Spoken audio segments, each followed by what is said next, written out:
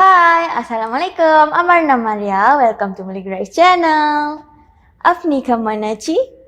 Ami Paluachi. So today, hari ni saya nak react to video Bangladesh Prime Minister addresses General Debate 75th season. Okey, daripada channel United Nations. Pasal apa ni? So, jom kita tengok. I now give the floor to the distinguished representative of Bangladesh to introduce an address by the head of government. Mr. President, it's my distinct honor and privilege to introduce the recorded statement by the Honorable Prime Minister of Bangladesh, Her Excellency Sheikh Hasina. I thank you.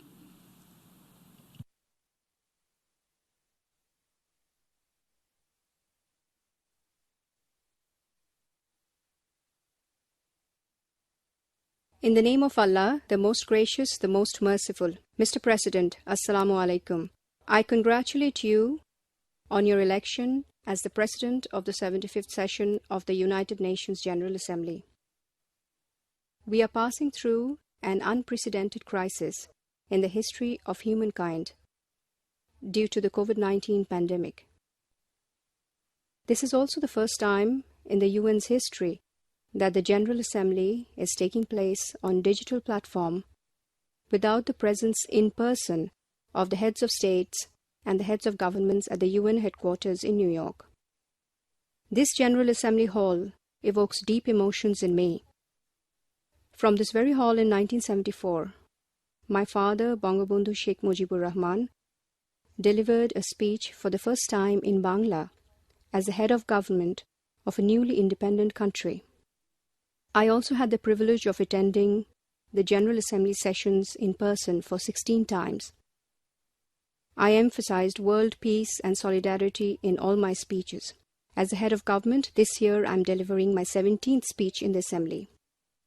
I take this opportunity to pay my tribute to all frontline fighters, including health workers and public servants, who are working tirelessly to ensure safety of the affected countries and population. I also commend the United Nations Secretary-General for his bold leadership and multilateral efforts during this crisis. Bangladesh was among the first rank of countries to endorse the Secretary-General's various initiatives, including his global ceasefire appeal. Just as the Second World War created opportunities for countries to come together in their efforts to cooperate through the establishment of the United Nations, similarly, this pandemic has emphasized the need for collective action under the guidance of right leadership. With profound gratitude, I remember the undisputed leader Bangabandhu Sheikh Mujibur Rahman, the greatest Bengali of all time. He taught the Bengali nation to stand firm in the world by ending exploitation, deprivation, and oppression.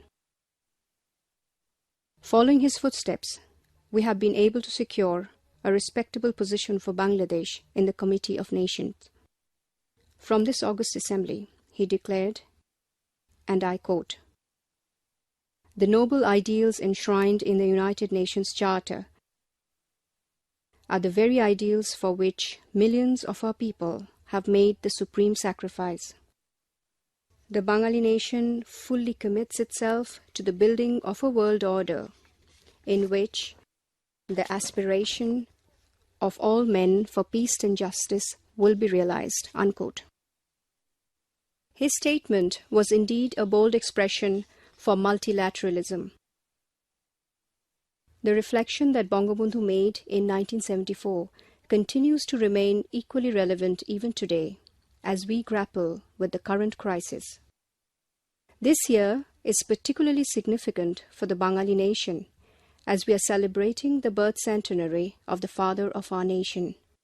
Our reflection on his life, struggle and sacrifice, and celebration of his achievements is a source of our encouragement for a brighter future and give us the hope to cope with the challenge of COVID-19. On the birth centenary, we, on behalf of all deprived people and nations, pay rich tribute to Bangabandhu. I remember with deep pain the brutal assassination of my father, father of the Bengali nation, and the then President Bangabandhu Sheikh Mujibur Rahman on 15th August 1975, along with 18 members of my family, including my mother, 3 brothers, 2 sisters-in-law. The lives of myself and my younger sister were fortunately spared as we were out of the country at that time. We had to stay abroad as refugees for 6 long years. I mention this to this assembly so that the world does not see the repetition of such heinous, brutal, and unjust killings ever. Mr. President, the pandemic is a stark reminder that our fates are interconnected and that no one is secure until everyone is secure. This pandemic, to a large extent, kept us restricted to our homes. Consequently, our economic activities were greatly hampered, along with our health systems. Bangladesh achieved a GDP growth rate of 8.2% in the fiscal year 2018-2019. But the COVID-19 pandemic has impeded our economic progress. However, in Bangladesh, from the beginning, we took initiatives putting equal emphasis on the lives and livelihoods of our people. We have announced stimulus packages aiming to minimize the impact of the pandemic on our business and productivity. We have greatly expanded social safety nets coverage. Every year, we allocate around 39 billion taka for our freedom fighters. Our allowances for the elderly, widows, destitute women, disabled, and other backward sections of the society are benefiting approximately 9.1 million families. We have readily arranged food and other assistance for people who are rendered jobless due to COVID-19. This arrangement has benefited nearly 10 million families. We have provided scholarships to 4 million students. We have also given cash incentives to 5 million people, including farmers, workers, and laborers affected by the pandemic.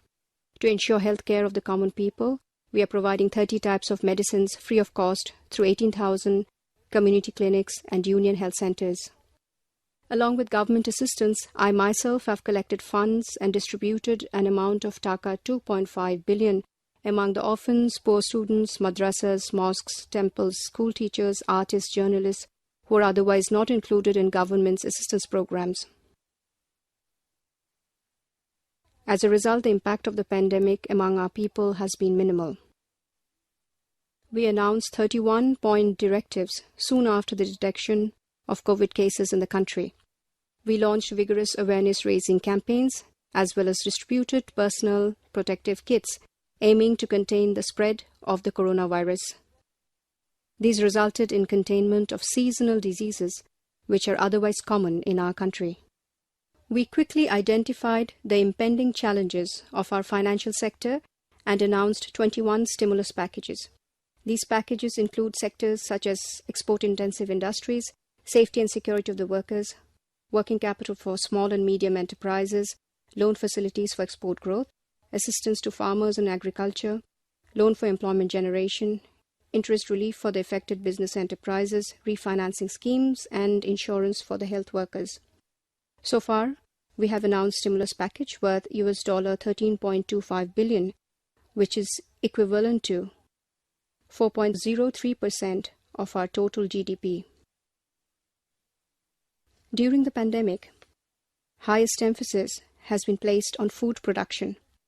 At the same time, we have taken all measures to ensure adequate supply of nutrition for our people. Special arrangements have been made for keeping the industries running and for proper marketing of agricultural products and industrial outputs in full compliance with health guidelines. Consequently, our health sector and economy are still comparatively at a better shape.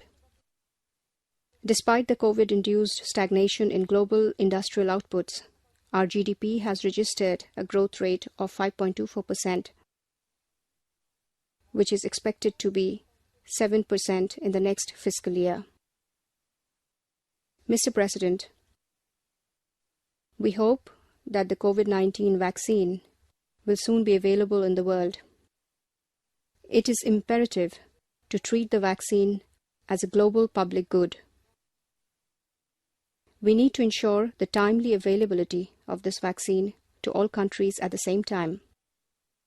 If we are provided with the technical know-how and patents, the pharmaceutical industry of Bangladesh has the capacity to go for vaccine production in mass scale. Efforts to contain the pandemic and achieve Agenda 2030 have to go hand in hand. Bangladesh's second voluntary national review, presented this year, shows that we are well on track to achieve the Sustainable Development Goals. We are working hard to transform Bangladesh into a middle-income country by 2021, attain the SDGs by 2030, a developed country by 2041, and a prosperous delta by 2100. We cannot but emphasize more on the importance of leveraging science, technology, and innovation for closing the digital divide and mobilizing resources and technology transfer. It is also crucial that graduating LDCs and recently graduated ones are accorded scaled-up international support and incentive packages in the transition and post-transition phases to minimize the pandemic-triggered impediments. The migrant workers are the frontline contributors to the economies of their host and home countries alike. Many of them have lost their jobs during the pandemic, while many have been sent back home. We have allocated $361 million for the returnee migrant workers. It is critical to help them regain employment in the post-COVID job market. I urge the international community and migrant-receiving countries to treat migrant workers fairly and with empathy. Mr. President, the pandemic is worsening the pre-existing vulnerabilities of climate-vulnerable countries. In Bangladesh, we are dealing with the dual impact of recent floods and the cyclone Amphan, even during the pandemic. As the current president of the CVF and the V20 group of ministers of finance, Bangladesh would lead the forum to map out a sustainable and climate-resilient pathway out of the crisis.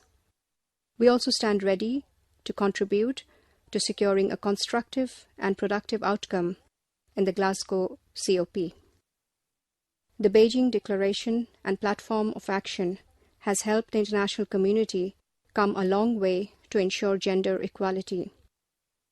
As we are celebrating the 25th anniversary of the Declaration, we need to strengthen our resolve and mutual cooperation to address all the critical areas of concern. In Bangladesh, we have closed 72.6% of our overall gender gap. Women's contribution remains at the core of our national development. They are also at the forefront of pandemic response and recovery efforts. In Bangladesh, we are implementing special programs for the development of children. As the current president of the UNICEF Executive Board, we are leading efforts to address the existing disparity. At the same time, we remain vigilant to ensure that this health crisis does not turn into a children's crisis. Mr. President, friendship to all and malice to none is the fundamental principle of our foreign policy. Inspired by this foreign policy dictum, Bangladesh has been consistently contributing to international peace and security and the establishment of a culture of peace. During the pandemic, we see the rise of hate speech, xenophobia, and intolerance. Embracing the spirit of a culture of peace can help address these worrying trends. Currently, we are the largest troops and police contributing country in the world to the peacekeeping missions. Our peacekeepers are putting their lives on the line to secure and sustain peace in conflict-ravaged countries. International community must ensure their safety and security. This year, we are celebrating the 20th anniversary of the Women, Peace and Security Agenda. As one of its original proponents, we call for due recognition of women's role in peace and security. We have already formulated a national action plan in this regard. Our unflinching commitment to peace has resulted in the adoption of a zero-tolerance policy towards terrorism and violent extremism. National efforts have to be complemented by international cooperation to curb this menace. We consistently and strongly support the global quest for a nuclear weapons-free world. To that end, we support the aspirations of developing countries to benefit from the peaceful use of nuclear technology. Our painful experience and the worst form of genocide and crimes against humanity that our nation had to endure during our struggle for independence motivated us to support the legitimate cause of the Palestinian people. Bangladesh provided temporary shelter to over 1.1 million forcibly displaced Myanmar nationals. More than 3 years have elapsed. Regrettably, not a single Rohingya could be repatriated. The problem was created by Myanmar, and its solution must be found in Myanmar. I request the international community to play a more effective role for a solution to the crisis.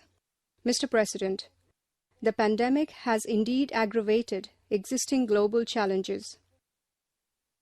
It has also reinforced the indispensability of multilateralism. On this 75th anniversary of the United Nations, our commitment to multilateralism as embodied in the UN Charter remains unflinching. At the national level, despite numerous challenges, we are committed to upholding the values of multilateralism and working towards building a Sonar Bangla free of poverty and exploitation based on democratic principles with full enjoyment of human rights as envisioned by the father of our nation. On the birth centenary of our father of the nation, this is our pledge to our nation and to the world. I thank you all again. Khuda Hafiz. Joy Bangla, Joy Bangabandhu. May Bangladesh live forever. On behalf of the General Assembly, I wish to thank the Prime Minister of the People's Republic of Bangladesh for the statement just made. Okay, so kita pun tahu apa yang terjadi dekat seluruh dunia sekarang. Kita tengah dilanda COVID-19 dan masih ada beberapa negara yang masih lockdown kan untuk control situasi ni. So untuk Bangladesh, you guys have a good leader, good prime minister. Dia ambil berat tentang rakyat-rakyatnya. Saya boleh dengar dekat sini berapa sumbangan yang dikeluarkan untuk orang-orang yang memerlukan. Jadi itulah, mari kita sama-sama berdoa agar kita dapat keluar daripada situasi ni secepat mungkin, dan harapnya adalah vaksin yang boleh memulihkan keadaan sekarang. Benda ni pun sebenarnya semuanya aturan Allah. Kita sebagai manusia, kita kena cari jalan penyelesaiannya. Kita tak boleh macam tunggu dan terima apa je yang sedang berlaku. So kita kena cari jalan penyelesaian untuk keluar daripada masalah yang kita tengah hadapi. Jangan risau, semua masalah ada jalan penyelesaian dia. Okay? Kita sebagai manusia yang kena cari. Kita sebagai manusia yang jangan putus asa. Boleh? So, saya harap semua negara yang tengah struggle sekarang ni akan dapat pulih secepat mungkin. Amin. Malaysia, Bangladesh, Pakistan, Nepal, Thailand, Filipina, Singapura, Indonesia, Maklumat semualah, semua negara. Itu saja video saya untuk hari ni. Thank you untuk siapa yang recommend saya video ni. Kalau korang suka video ni, jangan lupa untuk share video ni dekat kawan-kawan korang social media ataupun family members korang. Jangan lupa untuk subscribe Malay Great channel dan sila turn on notification button so korang takkan miss habis latest video. Jangan lupa untuk follow dan like page Malay Great dan Malay Great ada Telegram channel. Korang boleh join, just search Malay Great dekat Telegram search bar, okay? Thank you so much. Jumpa korang kat my next video. Bye. Assalamualaikum.